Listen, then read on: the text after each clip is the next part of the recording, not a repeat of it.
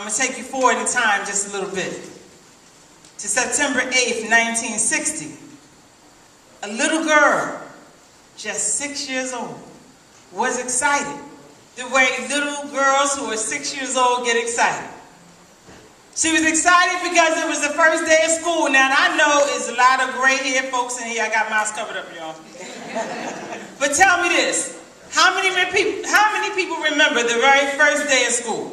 The very first day of school. Look at that. And y'all old heads, right?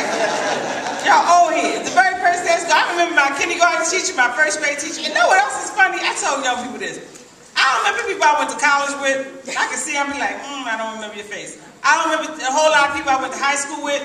But I could name the first name and the last name of almost everybody in my 6th grade class. Their whole name, not just their first name. You always say their entire name when you see them, right?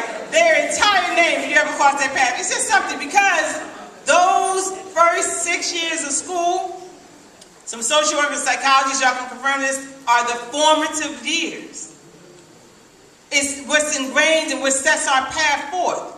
So for this 6-year-old little girl, for the first day of school, all she knew, it was the first day of school and she was excited. I go? Okay. What she did not know was that a law had passed that desegregated all the schools in the South. And she was in New Orleans, Louisiana, and the elementary school that was closest to her house was Fratz Elementary School. And she was now going to go to Fratz Elementary School. Her name was Ruby Bridges.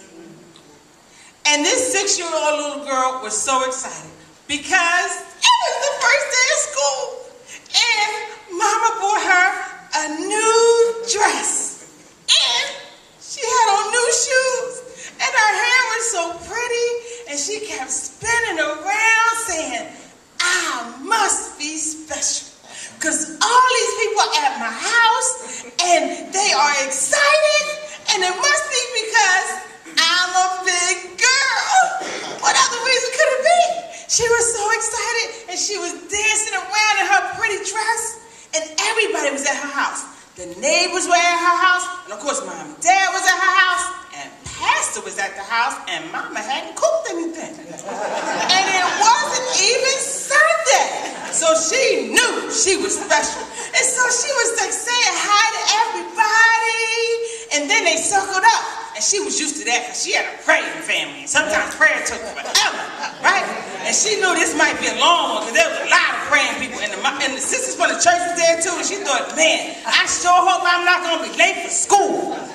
And they were praying over that child. She wasn't paying them no attention. They were praying over that child until she saw tears in her father's eyes. Daddy never cries. And she heard him saying stuff like, give her traveling mercy, God. Protect this child, Lord. Order her steps, God. And she didn't understand what all the excitement was about. And she heard one of them sisters started singing, let the circle be unbroken by and by, Lord, by and by. Let the circle be unbroken by and by.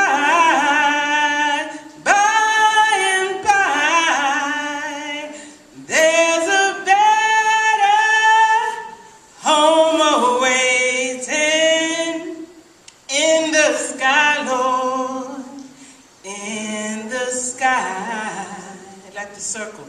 Let the circle be unbroken by and by, Lord, by and by.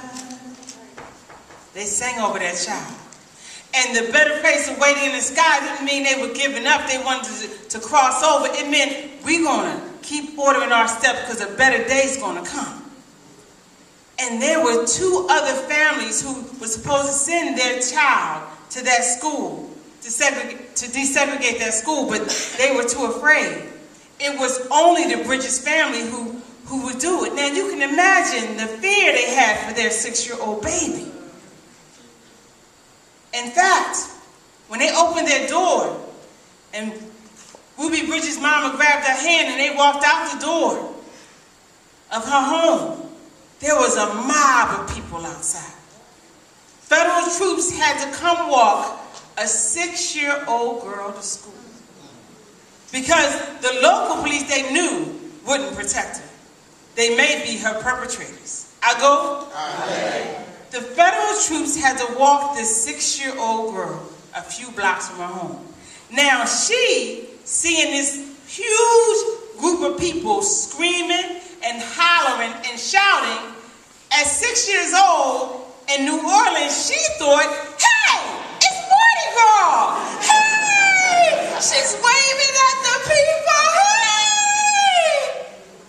But nobody was waving back. And they were saying mean things. And they were saying bad words. And she thought to herself, I may be 6 years old, but that's not right. That's not fair. And that's just wrong. But she knew she wasn't allowed to speak that way to adults. So she walked down the street holding her mama's hand real tight with those federal troops protecting her. When she got to the door of the school and she opened it up, that's supposed to be a glorious moment for a 6-year-old girl. She went into the office and she met her teacher, Mrs. Henry. Mrs. Henry was from Boston. She was the only teacher willing to even teach a class with a black child in it. They had to get someone from outside of Louisiana. She stood before that 6-year-old child, that beautiful child, and said, "Good morning, Ruby. My name is Mrs. Henry."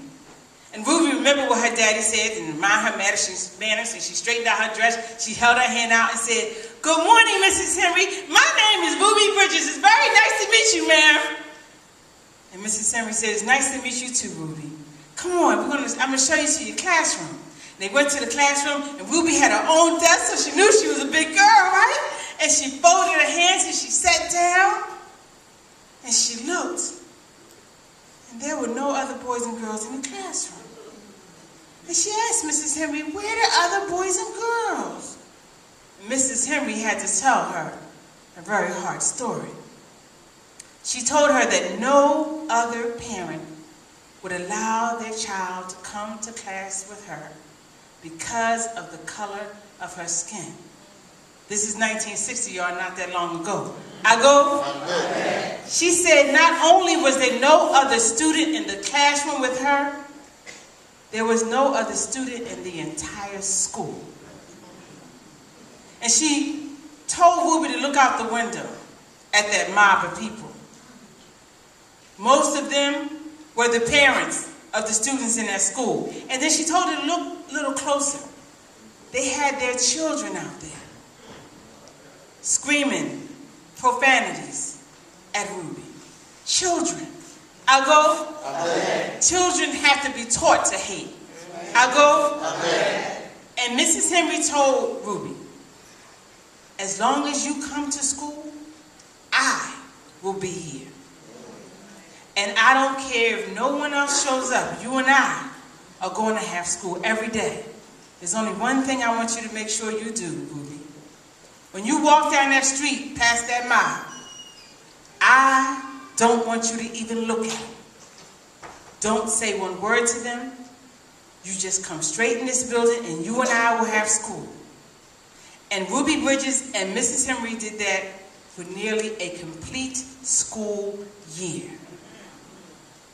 And one day, Mrs. Henry was looking out the window like she did every morning, watching Ruby walk down the street. And she saw Ruby stop. She was walking up the steps. And in fact, there were some pictures taken of Ruby with these federal troops walking near her. And a famous artist named Norman Rockwell painted a picture of that traveled throughout the country, and it still is a famous painting to this day. Seeing that knee-high little girl walking to school with federal troops When Mrs. Henry was looking out the window at that, she saw Ruby about to enter the school like she did every day. Then she saw Ruby stop. Ruby turned around, and Mrs. Henry saw Ruby's mouth moving, and she was saying something to that mob that met her every day, hollering those profanities. And when Ruby got into the classroom, Mrs. Henry said, "Ruby Bridges, come here right now." She said, "Yes, ma'am." "Ruby, I told you not to speak to those people, not to speak to that mob. You endanger yourself." "Ruby, many people have sacrificed much for you to be here. Your parents have lost their jobs. Your grandparents have lost their place on the tenement farm. Ruby, you cannot give in to that hatred. You must not ever speak to them again." And Ruby said, "Mrs. Henry, I did not talk to those people outside." Mrs. Henry turned to Ruby and said, "I saw your mouth moving. Ruby Bridges, I saw your mouth moving." She said, "Ma'am, I tell you, I did not. I wasn't talking to those people. I was praying for them. I was praying for them. I was praying for them. That they changed their heart and they changed their mind. Because I'm only 6, but I know what they're doing, it's not right, it's not fair, and it's wrong. Let the circle be unbroken by and by, Lord, by and by. Let the circle be unbroken by and by, by and by.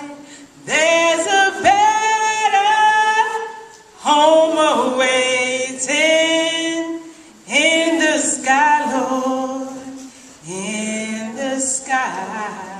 So let the circle be unbroken by and by, Lord, by and by. That's the end of that true story.